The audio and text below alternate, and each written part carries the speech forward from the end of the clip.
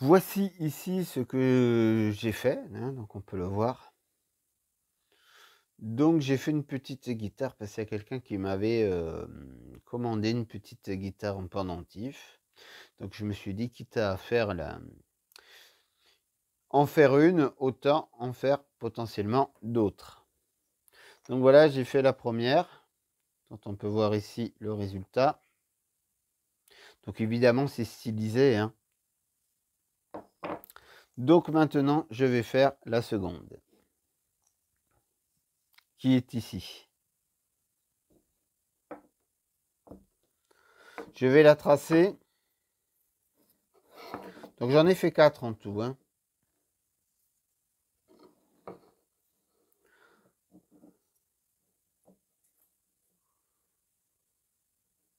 Je vais la tracer, donc comme je vais en faire 4. Voilà, la suivante, voilà. Je vais faire que si quelqu'un prend les 4, il pourra le présenter de cette manière-là. Ça peut être sympathique.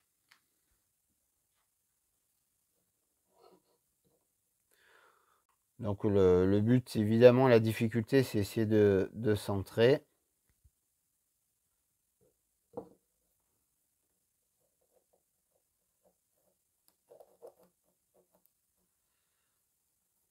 Donc il faut bien faire le tour. Marquer, hein, donc il ne faut pas forcément passer qu'une fois. Parce que le trait, c'est quand même très important de pouvoir voir impeccablement et ne pas avoir de doute sur le trait. Donc voilà.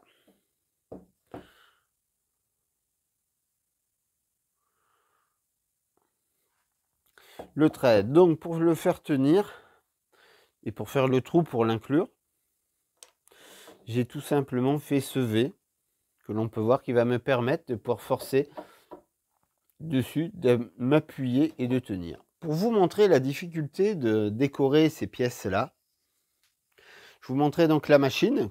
Donc vous pouvez voir donc ici la table, la pièce est en dessous. Et pour montrer la différence, je vais mettre la pièce là. C'est exactement ce diamètre-là. Ça rend le travail particulièrement compliqué et complexe. Le droit à l'erreur n'existe pas et ça va être par contre évidemment assez long à faire ça. C'est-à-dire quand on a la table évidemment complète, facile, c'est évidemment bien plus facile. Alors je vais vous montrer quelques parties bien évidemment. Fait donc avec une défonceuse, une mèche ici de 4. La mèche de 4, elle va me faire exactement ce diamètre-là.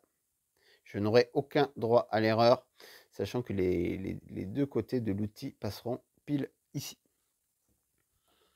Et on peut voir tout simplement, voilà. Ici, donc là, il y a juste ce 4, donc c'est l'épaisseur de la mèche, c'est fait exprès.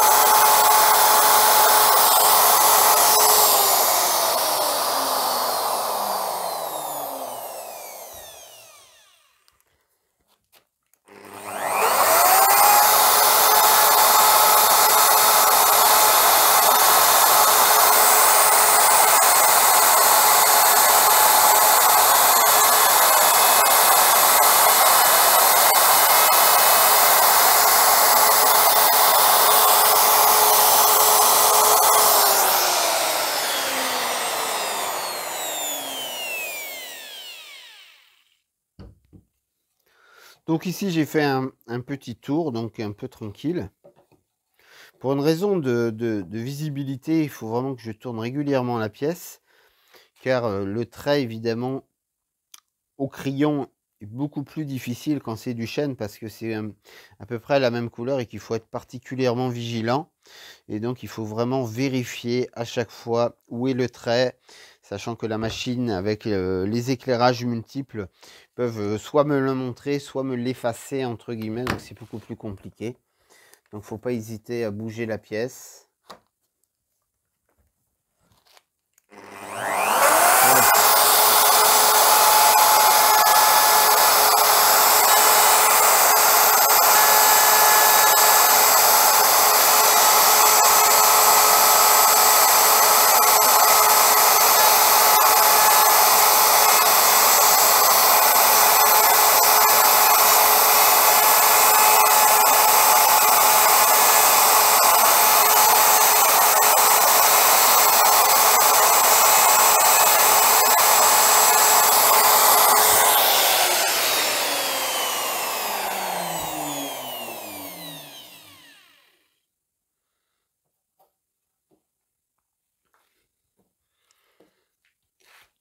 Il ne faut pas non plus hésiter, comme là, à revérifier, bien évidemment, mais pas forcément qu'à revérifier,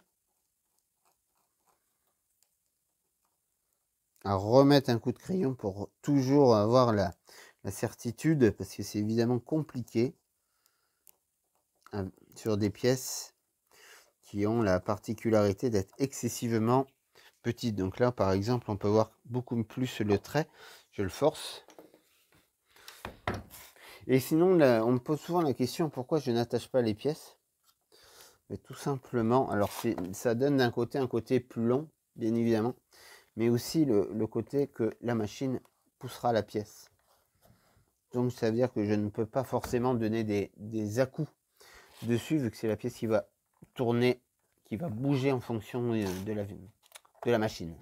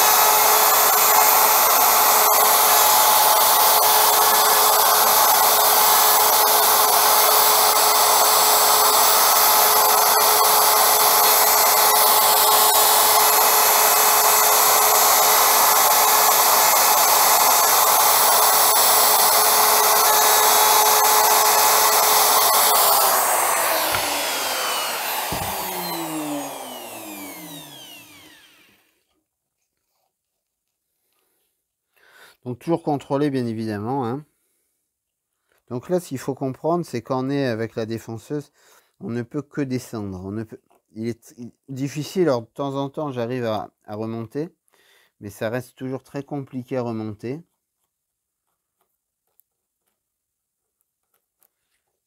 Vu que la pièce, justement, n'étant pas tenue, toujours compliqué. Donc là, je suis presque prêt sur un côté. Je vais remettre un dernier petit coup. Maintenant, pour encore mieux voir, faut pas hésiter, c'est enlever l'intégralité des coups de crayon avec du papier de verre pour faire juste les petits détails, parce que de temps en temps le crayon déborde.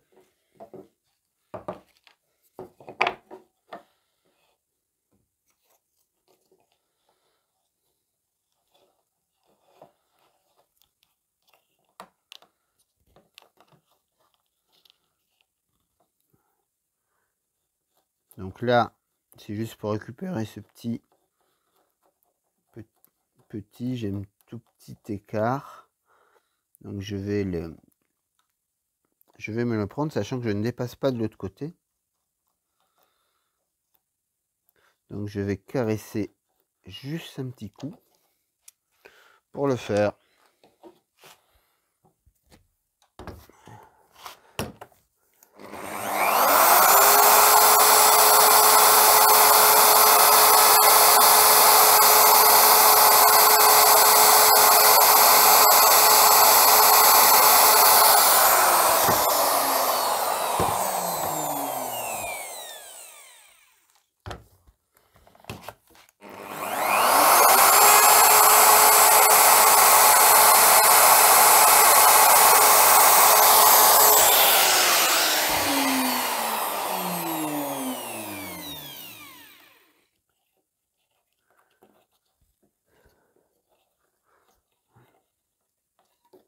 Donc ici, je suis pas mal là. Et déjà, on peut voir la pièce, elle tient. Donc maintenant, il reste vraiment à enlever juste les petits endroits. Parce que le but du jeu, évidemment, est que ça soit le plus propre possible.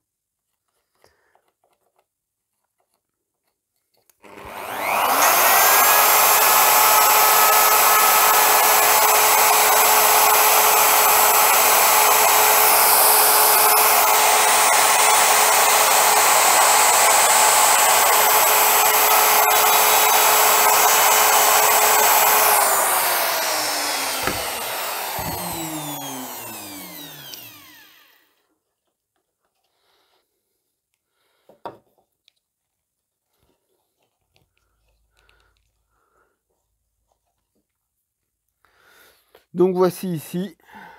Donc je vais pas l'enfoncer plus parce qu'après il faut mettre de la colle. Donc on ne peut pas le faire.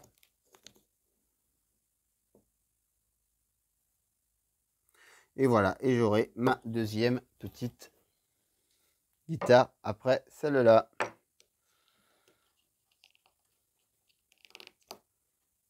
Donc ici, il n'y a plus qu'à coller et on mettra 2 serre-joints donc pour faire une pression complète ici et là.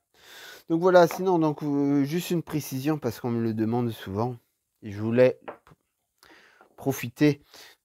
On joue de la musique un petit peu avec ces guitares, mais on joue aussi de la musique avec la défonceuse. Donc cette pièce n'est pas tenue. Et je vais expliquer pourquoi. C'est que tout simplement, pour éviter de faire des à-coups, si ma pièce elle est tenue, je vais rentrer automatiquement dans mon bois. Mais si la pièce n'est pas tenue, c'est les deux, c'est la machine et la pièce qui vont bouger ensemble. Voilà la petite explication. Après, c'est une question de gérer la machine, bien évidemment. Et quand on n'a pas l'habitude de la défonceuse, on ne travaille pas de cette manière. Pour des raisons évidentes de sécurité, on demande à des professionnels, comme moi par exemple, de vous montrer comment ça marche. Voilà, donc maintenant je vais coller et c'est bon. Allez, à ciao et à très bientôt pour une nouvelle démonstration.